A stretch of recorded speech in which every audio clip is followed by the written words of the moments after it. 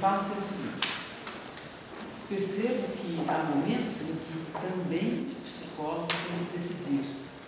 E a dúvida também deve ser uma dificuldade para o seu julgamento. Qual é a técnica que permeia a questão de, no exame que foi feito, o psicólogo ter dúvida sobre a acusação que se faz contra o pai ou contra a mãe, no caso, por exemplo, de sevícias ou de abuso sexual, que foi mencionado pelo professor Eduardo na palestra dele na manhã de ontem. Então, a minha questão é: que deve fazer o psicólogo para ajudar o juiz? Também semear a dúvida? Não, eu penso que não, mas esse tipo de acusação é muito grave. É muito grave. O psicólogo não tem bola de cristal. Ele tem uma série de recursos, ele tem estrutura, ele vai trabalhar de acordo com a sua abordagem, então tem uma série de testes, por exemplo, objetivos psicanalíticos, tem os testes, toda a testagem sistêmica, que é interrelacional, a linguagem da criança por meio da brincadeira, sabe, existe uma série de técnicas que, pessoalmente, eu penso que devam ser acopladas, e não se deve ficar preocupada com a história que alguém falou aqui, ninguém faz laudo em menos de 90 dias, o tempo não sei se é o mais importante em casos como esse, o mais importante é você conseguir aprofundar suficientemente, mas o que nós temos visto é excesso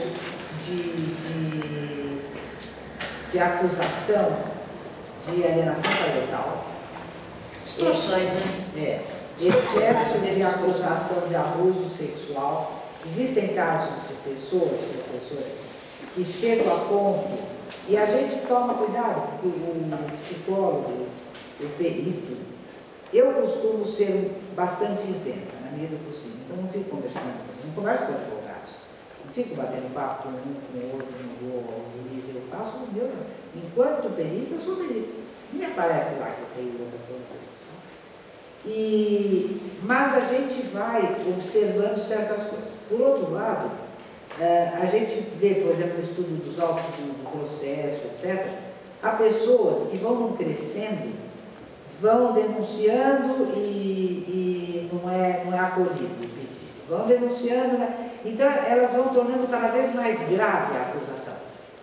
Então, necessariamente não houve acusação nenhuma, quer dizer, houve caso sério, por exemplo, de que o pai cometia abuso com a criança, foi feito o exame, Hospital das Clínicas, uma baratura de coisas.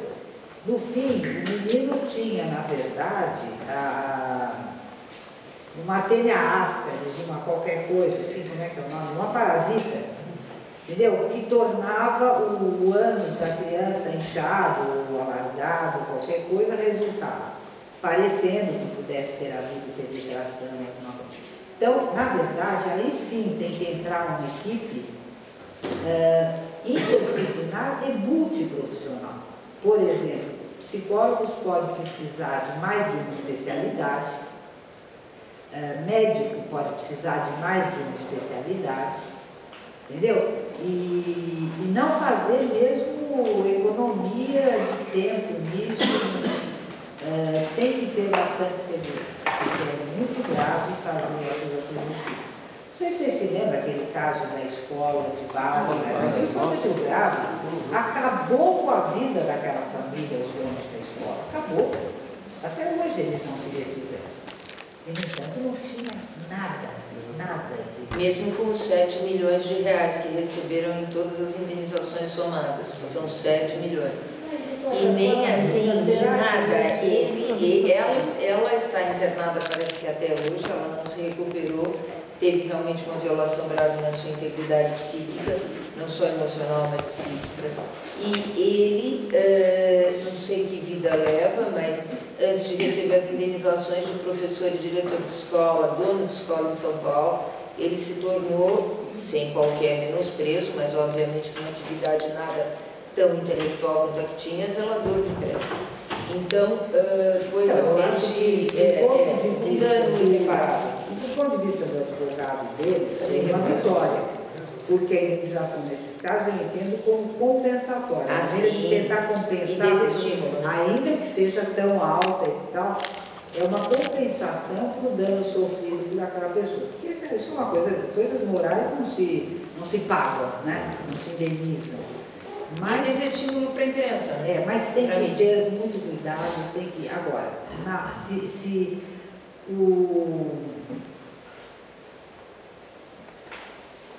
eu acho que o perito, ele vai dando todas as indicações e ele vai mesmo dizendo, aqui nesse teste apareceu isso, naquela coisa apareceu aqui. Me lembro de uma famosa advogada de São Paulo, que foi muito brava comigo, hoje ela já foi advogada em muito tempo, ela disse assim, se esta perita fosse advogada, isto seria considerado uma pessoa inepta. Entendeu? Deveria acabar por inépcia. Porque ela ficou bravíssima, porque as coisas realmente não eram favoráveis à cliente dela. Agora, não tem essa conotação do julgamento, não. Você vai. O perigoso é que o cliente pode te comparar ao juiz e o advogado sabe que se você é perita do juiz, o juiz confia em você. Da mesma forma que o advogado confia no assistente técnico dele. Mas, não tem não. Pelo contrário, a gente vai indicando conforme. E eu, por exemplo, sou muito cuidadosa. Eu nunca falo mal de ninguém. Mal, assim, por isso que ela cobrava. Ela queria que eu digo, a pessoa vai atrás da história. Mas é essa questão que o juízo de valor que o psicólogo faz, ele não é subjetivo, é isso que a senhora quer dizer? Ele não faz juízo de valor. Não faz juízo de valor? Não. Ele vai fazendo avaliação conforme aparece na relação dele com o paciente, seja por uma testagem de desenho, seja por um teste projetivo, seja pela brincadeira com a criança, seja por entrevistas. Porque as pessoas, quando falam de entrevistas, às vezes eu já vi em processos escreverem, mas a psicóloga só entrevistou. Não é uma entrevista, como entrevista de emprego, como qualquer outra entrevista. É uma coisa de subtexto, entendeu? A interpretação, quando você está indo, o outro já está voltando, quer dizer, é diferente. Agora, ao final, o psicólogo tem que recomendar, sim. Tem que recomendar. Eu penso que ele tem que se posicionar. Sabe, se ele tem convicção, se para ele aquilo resultou em alguma coisa, o perito tem que se posicionar. Sim. E ele deve, por exemplo, fixar no laudo qual foi o caminho que ele escolheu sob o ponto de vista técnico. Claro. E dizer, aí nesse ponto entra a técnica próxima da ciência. Claro. Sob pena de impugnação. E para isso os assistentes técnicos vão estar lá, mas a gente tem que dizer, por que não diria? Qual é a abordagem que eu estou usando, quais os testes que eu apliquei, qual o tipo o que eu fiz para os casos individuais, o que eu fiz na família, enfim, para as relações, para as inter-relações. Ele não tem nada a esconder, ao contrário, ele tem que dizer, né, o engenheiro, o arquiteto não dizem, eu fiz os cálculos de acordo com a teoria de fulano de tal, o advogado não diz, eu estou seguindo ou que eu vendo ou Carnelucci, mas um dos dois, tá certo? Por que não dizer qual é? Mas eu acho que ele, ao final, se ele tiver essa convicção, não convicção como a convicção que tem uma outra pessoa, o juiz, por exemplo, que se convence daquilo, não é isso? Mas é convicção no sentido de que este meu instrumental me encaminhou para isso. Então, daí ela recomenda ao juiz. E falando nos instrumentais,